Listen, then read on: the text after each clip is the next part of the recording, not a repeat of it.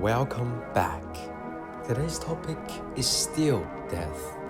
In the last episode, which was the 5th installment on death, we talked about serious suicide, suicidal behavior, and the death process that we tend to overlook, as well as people's calmness. We pointed out a scary thing. At the end of the video, we summarized that phenomena. Under the technological regulations of modern civilization, we rigidly adhere to social norms, renting out our bodies to society as secular symbols, which has caused modern people to lose their sense of belonging. That very existence we have long forgotten. Suicide is essentially a bodily extension, much like the reflections and warnings evoked by poets like Nietzsche. Choosing death does not mean the extinction of individual ideals. This is because society offers no response or space for individuals to pursue their desires. Undoubtedly, this inevitably leads us to the topic of the body. As mentioned earlier, under the technological constraints of modern civilization, we rigidly adhere to the norms of society, renting out our bodies to societal realities as a form of secular symbolism. So, how exactly do we unknowingly rent out our bodies to society? Here is a very crude example that my audience on this platform must be very familiar with. What are they familiar with? They are familiar with live streaming, specifically a type of live streaming called food eating streaming. This involves a person recording themselves eating in front of a camera and then broadcasting or recording the footage to be viewed by the audience. In essence, this process is also the production of culture products. Through the previous discussions, everyone should now understand that some of us enjoy watching live streams because such culture products reflect a facade of our own self-existence, allowing us to feel a sense of connection with our own being, which we are constantly accompanied by yet feel strangely unfamiliar with. There is one thing we have overlooked. Nearly all individuals who independently create or produce culture products do so not merely for secular interests. Their true motivations often stem from how closely their work is connected to social reality. That is, their personal experiences, or what is mentioned in the 5th episode as their personal death process. Of course, the most important factor is whether they genuinely love the series of actions associated with creating a culture product. These actions are intertwined with desire while simultaneously pointing toward an exploration of self-existence, reflecting the confusion that death symbolizes, as we discussed in the first video.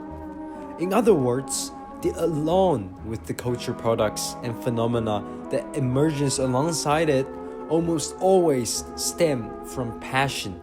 It was a pathway for people to explore the ideal shadow of their own existence. However, during this process, alienation occurred. We could devote extensive sections to describing this entire process of this alienation, as well as the various terrifying changes in the act of live streaming eating and the culture products it produced. However, to save time, since I assume everyone is already well aware of these changes, I will briefly summarize them here. People consciously or unconsciously rent out their bodies to societal realities in pursuit for money.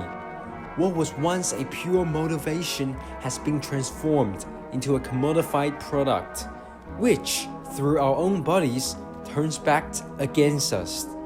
Food streaming is merely one particular crude example. Just as the summary we just provided may leave you puzzled, Why are the contradictory concepts of conscious and unconscious placed side by side? It is precisely because it vividly illustrates this phenomena. Yet, food streaming fails to fully reveal it. It seems that food streaming can only reveal the conscious aspects, the conscious act of renting out one's body to societal reality and the negative consequences that arise within the value system constructed by capital. However, it fails to adequately showcase the unconscious aspect. At this point, an object thrown in a veil from the very beginning emerges. It is eroticism. Here, we must first make a distinction between eroticism and pornography. These familiar fields of literature and art will undoubtedly agree that distinguishing between eroticism and pornography is a highly challenging task. It seems impossible to establish a clear boundary between the two, and it is difficult to use a single standard to measure whether artistic and cultural works that incorporate erotic expressions are erotic or pornographic. Unless they are expressed to an extreme degree, the artistic and cultural works in the intermediate areas between the two extremes often leaves us at a loss. It seems that each individual forms a different perception of them, thereby making their own judgment on whether they are erotic or pornographic. Note that the different perceptions of individuals towards works of art and culture in the gray area are not definitive outcomes. They are not absolute, stable, singular results. Instead, they change over time, depending on factors such as an individual's living environment, mental state, and whether their desires are fulfilled. These perceptions can vary across different times, contexts, and stages of life. For example, suppose a theater is screening a film with a scene depicting intimate physical contact between a man and a woman. If you happen to be among the audience in such a situation, the confined yet public environment will influence your perception, significantly affecting the judgments you make. The unconsciousness we mentioned earlier, the unconscious act of leading one's body to social reality, manifests itself in this intermediate realm of eroticism and pornography, which is why it is so difficult for us to detect. When discussing this issue and using eroticism as an example, I specifically checked the data statistic platform of the channel, which indicates that 54% of the audience were male. With this in mind, I would like to ask the male viewers a question that might offend some female viewers.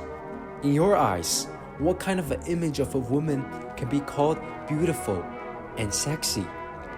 Regarding this question, there is no need for you to answer. Social Realities has already provided the answer for you.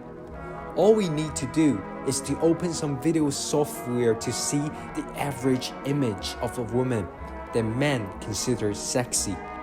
And that average image will inevitably carry strong symbolic content, such as stockings, high heels, and certain clothing that more easily highlights the curves of the body.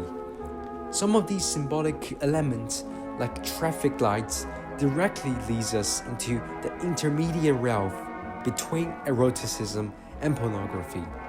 At this point, it is inevitable that most viewers will feel uncomfortable. You might argue that a software program cannot represent your specific aesthetic preferences, values, or tendencies towards women. Indeed, this is precisely the mindset we need. If a software program cannot represent our aesthetic preferences, values, or tendencies, then why do women voluntarily rent out their bodies to societal realities to gain traffic and earn money. And the contents they use is precisely the strong genetic symbols we mentioned earlier, much like the crude example of food streaming. Why does it ultimately become alienated? The true reason lies in the fact that as viewers, we unconsciously rent out our own bodies to social reality in this process as well. Have you noticed that the body we have been discussing from the beginning to now, in the eyes of us as viewers, is not a physical entity but a completely virtual existence? The definition of virtual we are referring to here differs from the everyday understanding of the term. It does not signify illusion or fantasy, but rather a perceptual deficit, a lack of awareness of the reality of an object, leading to the emergence of illusion and becoming a virtual entity within the real world. The real world and social reality block certain aspects of our perception, causing us to unconsciously shut them off. Just like the example of the movie theater, a part of our personal perception is unconsciously shut off during the environmental influences, leading to a completely different cognition and judgment when we are alone, forming a personal virtual phenomena. This virtual phenomena indicates that when we watch a culture product, the body on the screen is often assumed to be real, while our own bodies are unconsciously virtualized, connecting our individual cognition and judgment into a virtualized intermediate realm. What is worth noting is that when this phenomena occurs, we paradoxically become acutely aware of our own existence. Because a certain perception has been unconsciously shut off, we strongly feel the true self that exists beyond the body, while our physical body, the tangible entity, has become rent out. The poets mentioned in the previous discussion resisted this hostility toward the virtual phenomena of the body's rental zone and chose to kill their own bodies to liberate their existence. When discussing the body's rental zone, almost everyone immediately associated with work or labor in the social reality. However, in the current internet environment, or more accurately, since the technological era began, the rental of the body has transcended the social reality of work and labor. At every moment, capital demands that our existence create monetary value for them. Even the entertainment value of culture products relies on us to create that value. This is not inherently a terrible thing, but due to capital's profit-driven nature, it easily distorts this clinical supply-demand relationship. For example, the live streaming we mentioned at the beginning is one of the most brutal and obvious examples. Thus, we witness the mockery projected onto our own existence. Just like the female body image portrayed in certain video games, those descriptions of extreme body images reveal a distortion of a part of our self-existence that has been in a state of prolonged rental, a form of obsession with eroticism. One of my female friends is very passionate about painting and is conducting some research in the field of biology. You can guess what it is. From her personal perspective, which female images in the current gaming industry's artistic and culture products reflect an obsession with eroticism? I'm sure many female viewers will be surprised. The characters from the recent mobile game, whose names are actually more in line with healthy female body standards, are good examples. For my female friend and some male viewers, I won't need to mention their names. For certain considerations, we don't mention them here. The female characters in these games are a manifestation of erotic obsession. This includes the woman and the man we see on some video platforms who voluntarily rent their bodies to societal reality, using technological means to alter the physical appearance in pursuit of behavior detached from normal bodily structure. These are evidence of a distortion in part of a self-existence, leading to a form of obsession, while also serving as mockery of our own existence and so-called reality. Of course, our discussion here does not address the issue of the male gaze. We have already discussed the concept of gaze in the previous episode, so we will not repeat it here. How does this content relate to our main topic of death? The connection lies in the fact that this virtual phenomena emerging in the present compels us to reflect on the question: does the distortion of our own self-existence signify the death and replacement of our self-existence? The answer is no. We will discuss this topic in the next episode, which will also be the final video of this mini-series on death. This video will conclude here for now. Thank you for listening and watching. We'll see you next time.